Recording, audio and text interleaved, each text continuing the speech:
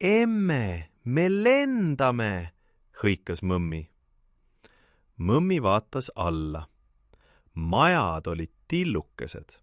Autod olid nagu sipelgad. Ohhoo, ütles mõmmi.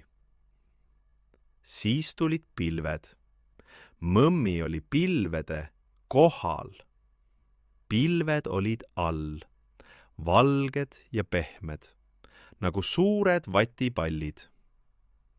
Emme naeratas. Ilus, eks? Mõmmi vaatas ja vaatas. Pilved igal pool. Lennuk maandus. Mõmmi astus välja. Õhk oli soe. Päike paistis. Emme, siin ei olegi külm, ütles mõmmi.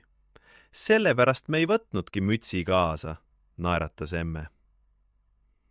Mõmmi vaatas ringi.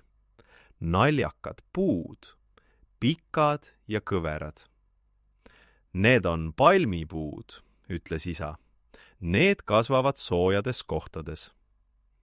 Palmipuud, kordas mõmmi. Palmipuud. Õhtul läks mõmmi magama. Mõmmi mõtles lennukile. Suured tiivad. Vrrrr. Pilved all. Soe õhk. Palmipuud. Mõmmi jäi magama. Ja nüüd, väike sõber, on sinulgi aeg magama jääda. Ehk ühel päeval lendad sinagi pilvede kohale ja näed, kui tilluke maailm sealt paistab.